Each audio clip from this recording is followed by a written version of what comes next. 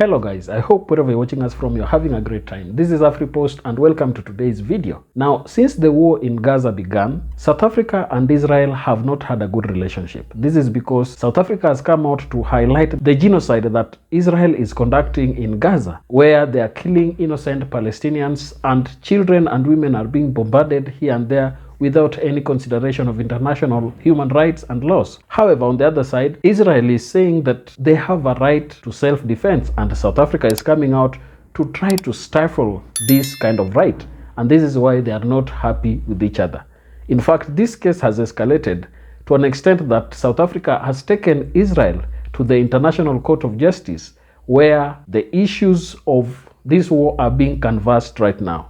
A few days ago, it emerged that South Africa's Minister of International Relations and Foreign Affairs was threatened by Israeli groups, and she came out and said that she is afraid for her life and also for the life of her children. However, in a response, Israeli representation said that these are baseless claims and that they are not in any way trying to threaten the life of Naledi Pandor. I want us to listen to this speech where Naledi Pandor was speaking about the atrocities and the challenges that Israel is conducting in Gaza to help us understand the context within which these accusations are coming out. Let's watch. Honorable Chairperson, I was taught when I was very young that insults are the last refuge of a scoundrel.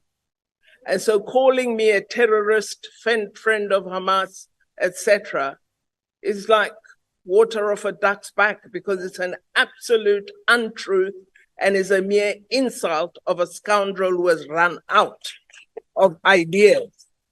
Let us speak being honest and factual. The facts are the people of Palestine are denied the right to exist as human beings.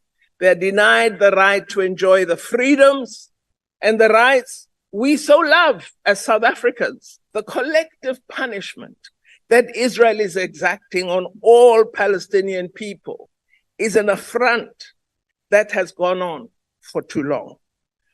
The murder of children, of women, and the aged by Israel is an act that should have resulted in the International Criminal Court issuing an immediate arrest warrant for key decision makers, including Mr. Netanyahu, who is responsible for violations of international criminal law.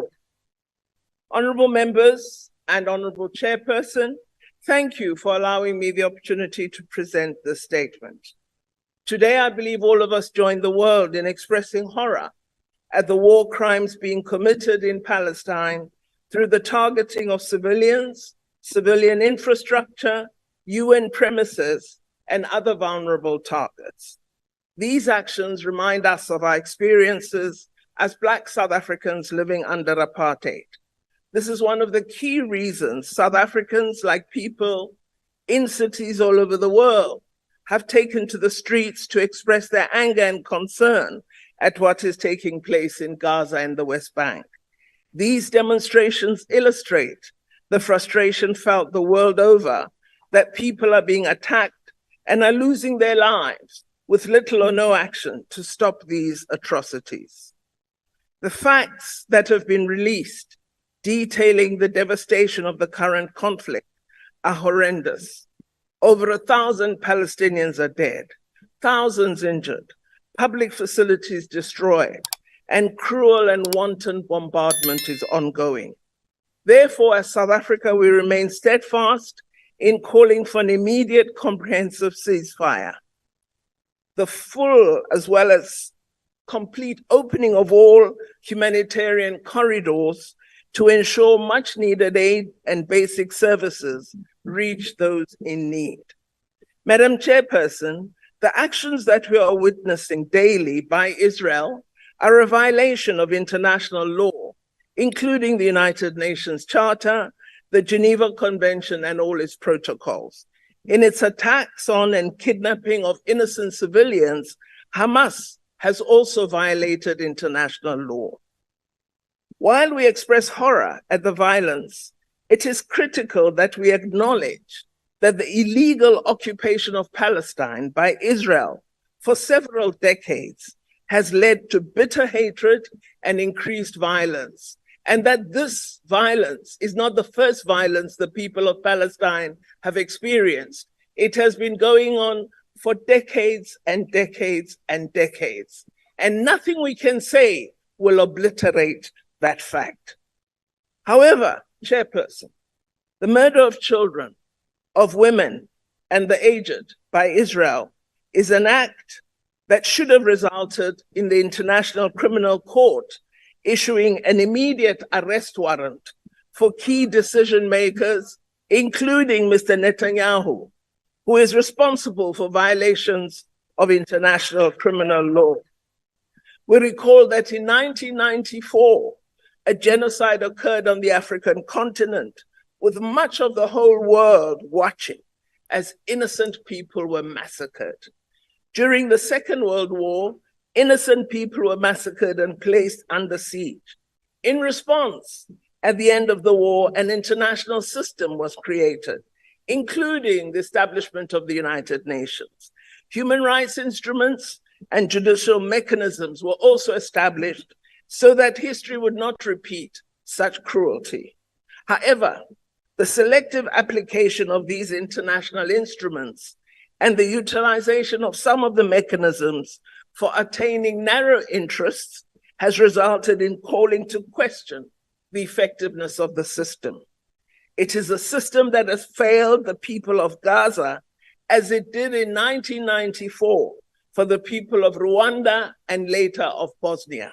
The collective punishment that Israel is exacting on all Palestinian people is an affront that has gone on for too long. The world has expressed horror at these affronts, but has not acted effectively to save Palestinian lives. Sadly, even here in our own country, there are many who choose to turn a blind eye to these atrocities. Honorable Chairperson, I was taught when I was very young that insults are the last refuge of a scoundrel. And so calling me a terrorist, friend of Hamas, etc., is like water off a duck's back, because it's an absolute untruth and is a mere insult of a scoundrel who has run out of ideas. It has been clear in all our contributions that we support a two-state solution. This means we believe Israel has the right to exist as a state alongside a state of Palestine.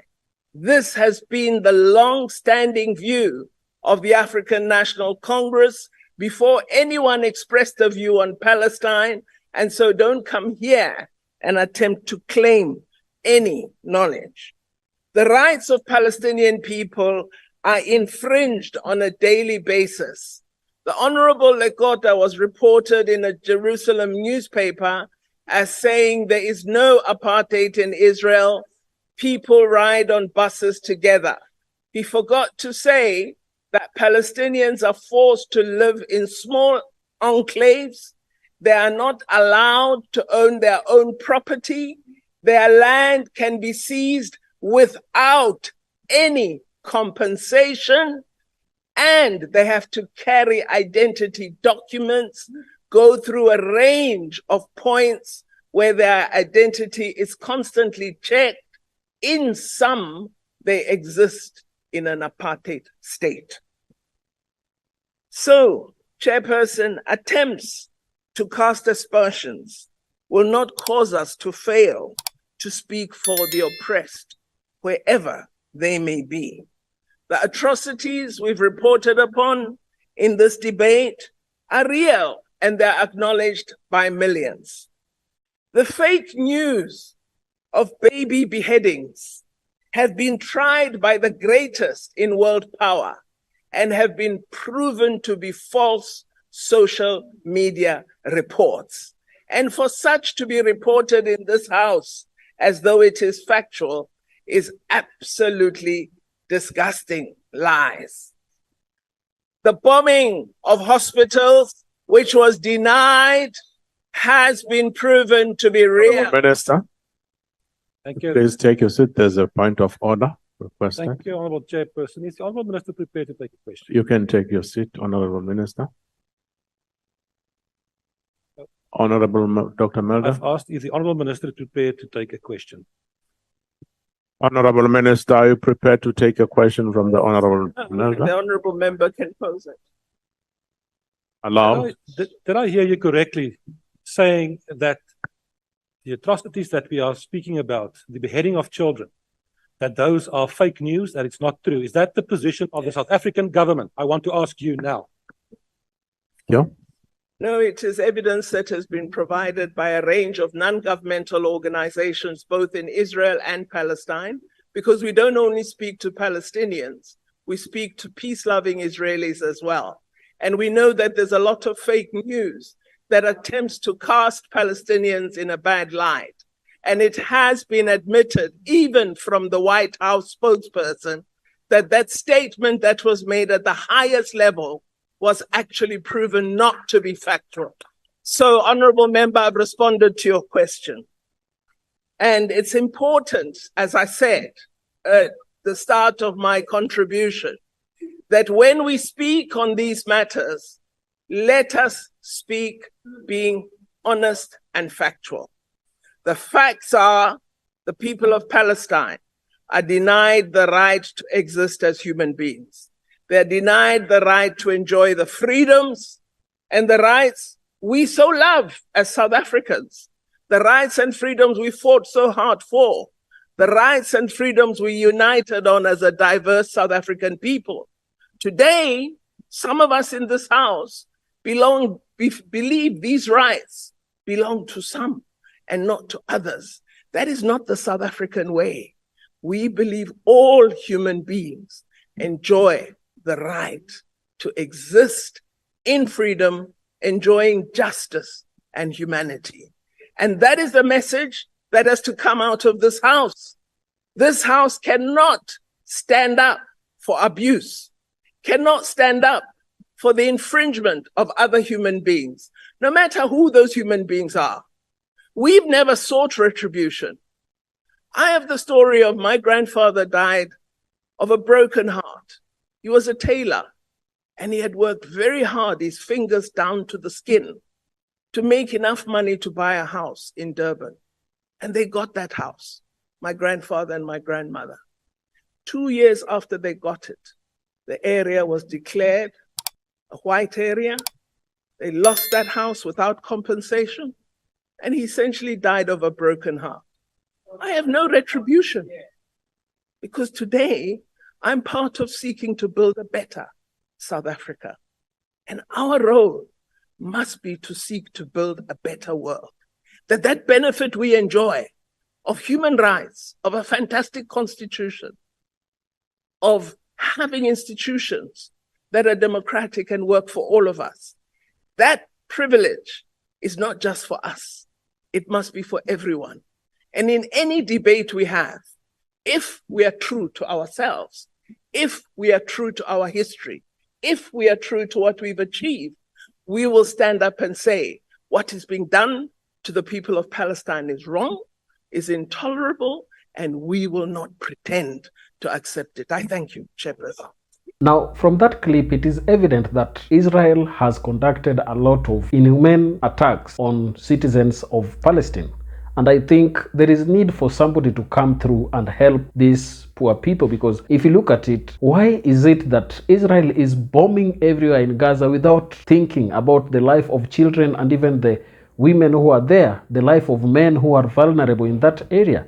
It is really unfair for Israel to come up and try to justify these kind of activities. And if you look at it, you'll also understand that these activities are having the blessing of the West. Most of European countries are standing with Israel. Look at Germany, it's standing with Israel. France is standing with Israel. Look at Canada, it's standing with Israel. United States is standing with Israel. But then Africa is the only continent that has had some people coming across to really call out what Israel is doing. I've also seen some good support from the Arab League, where nations have come out to condemn the attacks that Israel is conducting. And my only question here is, why the double standards? Because if this activity was being conducted by an African country or any other country in the Arab world, these activities would be described as being terrorist activities and sanctions would follow immediately.